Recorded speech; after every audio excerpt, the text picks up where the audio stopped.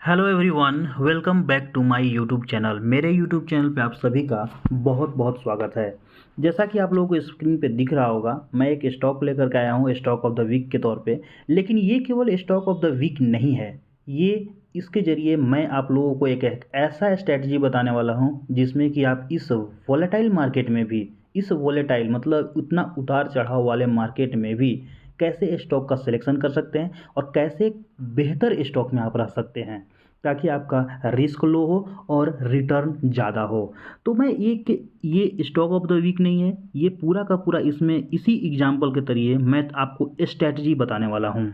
तो इस वीडियो को ध्यान से और पूरा अंत तक देखिएगा। चैनल को सब्सक्राइब नहीं किए तो सब्सक्राइब कीजिएगा, लाइक कीजिएगा और अपने दोस्तों के साथ ज़रूर साझा कीजिएगा। मैं टोटल टू टोटल अपने एक्सपीरियंस में मैं बता रहा हूँ कि कैसे स्टॉक को सबसे पहला सिलेक्ट करें। आप ये देखे होंगे भारतीय एयरटेल एक ऐसा स्टॉक था जो लास्ट वीक भी ऑल टाइम हाई को छुआ था। सबसे पहले इसका मंथली कैंडल मैं यहाँ पे दिखा रहा हूँ आप लोग को, और मंथली कैंडल अगर आप देखिएगा ना तो यहाँ पे देखिए ये अभी ऑल टाइम हाई पे है, 1220 पे क्लोजिंग है, ये इसका ऑल टाइम हाई है। सबसे पहला बात। लेकिन क्या यही स्टॉक एक ऐसा है? नहीं। आप अगर जा कर के देखिएगा ना तो स्टॉक का सिलेक्शन कैसे करना है। सबसे पहला बात, बहुत सारे आदमी बोलते हैं कि आरएसआई, जो ये आरएसआई है, ये आरएसआई अगर 60 के ऊपर हो ना तो ओवरबॉट हो जाता है, तब नहीं खरीदना चाहिए। मैं बोलता हूँ कि अगर 60 के ऊपर है ना तभी खरीदना चाहिए इतने वोलेटाइल मार्केट में। क्यों? क्योंकि कोई भी स्टॉक ओवरबॉट है। हम लोग बोलते हैं कि 60 के ऊपर ओवरबॉट है, तो क्यों ओवरबॉट है? उस अच्छा स्टॉक है तभी तो ओवरबॉट है। और जितने भी ओवरबॉट स्टॉक होते हैं उस वही स्टॉक आगे जाके मल्टीबैगर बनते हैं, ये आप देखिएगा। और जाकर के सारे चार्ट्स को, जितने भी मल्टीबैगर स्टॉक बने हैं ना, सारे चार्ट्स को देखिएगा कि उसका आरएसआई कब कैसा था, तब जाकर के आपको एक्सपीरियंस होगा कि कैसे किसी भी स्टॉक को सिलेक्ट किया जाता है कमज़ोर मार्केट में भी या फिर वॉलेटाइल मार्केट में भी। इस स्टॉक का अगर बात कीजिएगा ना तो यहाँ पे देखिए जो आरएसआई अभी है वो 77 है मंथली बेसिस पे। अगर 77 है, अब आप ये एक चीज़ और आपको मैं दिखाना चाहता हूँ। अगर यहाँ पे सबसे पहला बात, इस चीज़ को यहाँ पे देखिए, इस चीज़ को फील कीजिएगा आप। सबसे पहला बात कि आरएसआई यहाँ पे लगभग 1/3/2023 को ये 60 को सपोर्ट लिया था। 60 नहीं, मतलब लगभग 57 को सपोर्ट लिया और 60 को क्रॉस किया। यानी यहाँ से आपके हिसाब से ये ओवरबॉट हो जाना चाहिए था। लेकिन उसके बाद वहाँ का लेवल, यहाँ अगर आप देखिएगा ना 746 का लेवल था। उसके बाद ये मंथली बेसिस पे इसका आरएसआई 60 के नीचे गया ही नहीं है। यानी आपके हिसाब से तो 760 पे बेच देना चाहिए था ना 760 के लेवल पे। लेकिन यहीं के बाद 760 के बाद ये 1220 तक गया और इसका आरएसआई कभी नीचे नहीं आया। तो ये जो बोलते हैं ना ला करके कि आरएसआई जब 60 के ऊपर जाता है तो ओवरबॉट हो जाता है, वहाँ पे प्रॉफिट बुक कर लेना चाहिए था, ऐसे वैसे, तो ये सब चीज़ बात की बात है। मल्टीबैगर स्टॉक तभी बनते हैं जब उसका आरएसआई ना मंथली बेसिस पे खासकर वो 60 के एबव होता है। तो सबसे पहला स्टॉक सिलेक्शन में आप ये ध्यान रख सकते हैं कि मंथली बेसिस पे आरएसआई जो है वो 60 के एबव होना चाहिए मंथली बेसिस पे इस वोलेटाइल मार्केट में। सबसे पहला चीज़ जो कि भारतीय एयरटेल में है। मैं अपना एक्सपीरियंस से बता रहा हूँ, आप अपने हिसाब से देख लीजिएगा, आप अपने हिसाब से सिलेक्ट कर लीजिएगा, ठीक है। तो सबसे पहला मंथली का बात तो हो गया। वीकली की भी बात क्यों मैं बोला, वो 760 वाला बात याद रखिएगा, 760 वाला लेवल, 743 ये जो बोल रहा हूँ लगभग, ये वाला बात याद रखिएगा। अगर 60 के ऊपर है यहाँ पे तो यहाँ पे तो ओवरबॉट हो गया ना। अगर ओवरबॉट हो गया तो यहाँ पे बेच देना चाहिए था, लेकिन लोगों ने यहाँ पे खरीदा है 760 पे, तभी तक तो 1200 तक गया है, 1220 तक बिना रुके। ये आप क्यों नहीं देख रहे हैं?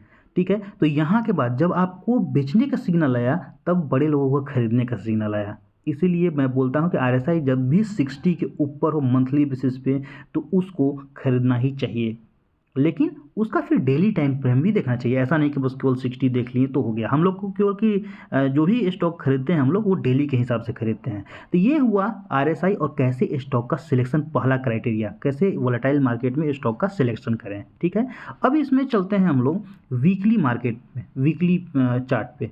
वीकली में भी देखिएगा ना, एक लास्ट वीक जो इतना निफ्टी में 2% तक का गिरावट आया। मिड कैप स्मॉल कैप में भरमार पड़ा है गिरावट का, लेकिन इसमें देखिए वीकली में हैमर बनाया और लास्ट वीक में, लास्ट फ्राइडे में ये ऑल टाइम हाई को छुआ है वीकली मार्केट में। और यहाँ भी अगर आप देखिएगा तो RSI वीकली यहाँ पे देखिए, सबसे पहला बात कौन सा वीक में, ये मैं आपको डेट भी यहाँ बता रहा हूँ, 23/10/2023 को ये 60 को सपोर्ट लिया था, इस लेवल पे सपोर्ट लिया था। उसके बाद 60 के नीचे गया ही नहीं है इसका RSI, और उसका लेवल था लगभग 911। ये भी लेवल स्टॉक बाई करने का लेवल था, ठीक है। लेकिन यहाँ पे तो बताया जाता है कि RSI 60 के ऊपर तो ओवरबॉट हो गया, सेल कर दो, नहीं, यही तो एक लेने का मौका था। उसके बाद स्टॉक में रैली आया, ठीक है। तो ये है वीकली। अब आते हैं डेली टाइम फ्रेम पे कि कौन सा पैटर्न का ब्रेकआउट आया, क्योंकि हम लोग को जो भी स्टॉक सिलेक्शन करना होता है वो डेली टाइम फ्रेम पर रहता है।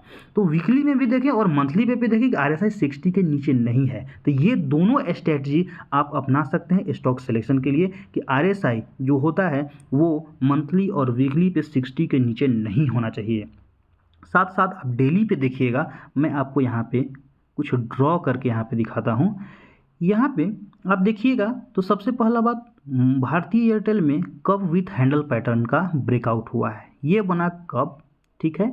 हालांकि ये कब का भी ब्रेकआउट चलता, लेकिन एक दिन का जो ये वाला बड़ा वाला जो रेड कैंडल दिख रहा है, अगर वो नहीं आता तो उसका भी ब्रेकआउट चलता है यहाँ पे, ठीक है। तो यहाँ पे ये कब हुआ और इसके बाद ये हुआ हैंडल और ब्रेकआउट इस लेवल पे आ चुका है, ठीक है, क्लोजिंग बेसिस पे भी। अब यहाँ हम जो मेन बात मुद्दा करते हैं ना, वो यहाँ पे देखते हैं RSI का लेवल। RSI का लेवल यहाँ देखिए थोड़ा सा 60 के नीचे गया और यहीं से बाउंस बैक कर गया, और कौन सा सेशन किया, फ्राइडे के सेशन में और थर्सडे के सेशन में बाउंस बैक किया, ठीक है। अब यहाँ पे देखिए सबसे पहला बात कि लास्ट में यहाँ पे इस लेवल पे देखिएगा, यहाँ पे भी थोड़ा सा 60 के नीचे गया RSI और यहीं से बाउंस बैक किया, और लेवल कौन सा था, ये वाला लेवल था, ठीक है।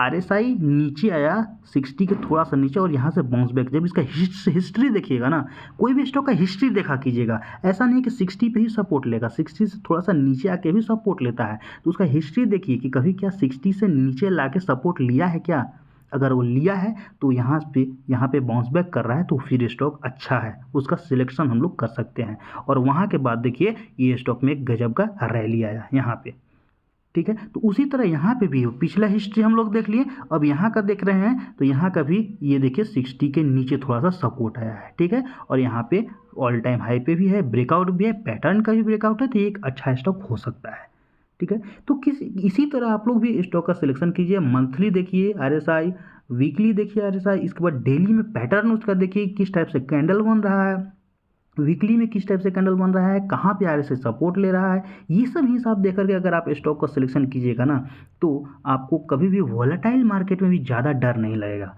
अब इसमें ये बता देते हैं कि कहाँ पे एंट्री ले सकते हैं, कैसे क्या कर सकते हैं। तो स्टॉप लॉस जो बनेगा यहाँ पे बनेगा स्टिल 1150 पे, अगर पोजिशनल बेसिस पे लेते हैं तो सबसे पहला बात पोजिशनल बेसिस के लिए SL यहाँ बनेगा। लेकिन अगर स्विंग ट्रेडिंग के लिए लेते हैं तो फ्राइडे का जो लो है ये वाला, यहीं पे SL आपको रखना पड़ेगा, ठीक है।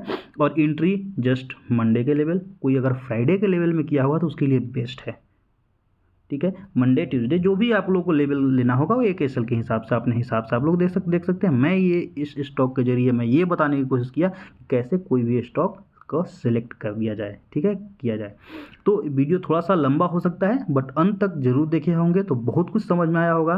कमेंट करके ज़रूर बताइएगा कि आप किस तरह से और वीडियो चाहते हैं मेरे द्वारा, और इस अगर कुछ भी हेल्प हो रहा होगा स्टॉक सिलेक्शन में, या फिर किसी भी तरह का आपको सीखने की बात मिल रहा होगा स्टॉक सिलेक्शन में या फिर स्टॉक एनालिसिस में या फिर शेयर मार्केट में, तो आप मेरे चैनल को ज़रूर लाइक कीजिए, शेयर कीजिए और सब्सक्राइब कीजिए अगर अभी तक नहीं किए होंगे तो। अपने दोस्तों के साथ ज़रूर साझा कीजिएगा, और तब तक के लिए धन्यवाद, बहुत बहुत शुक्रिया।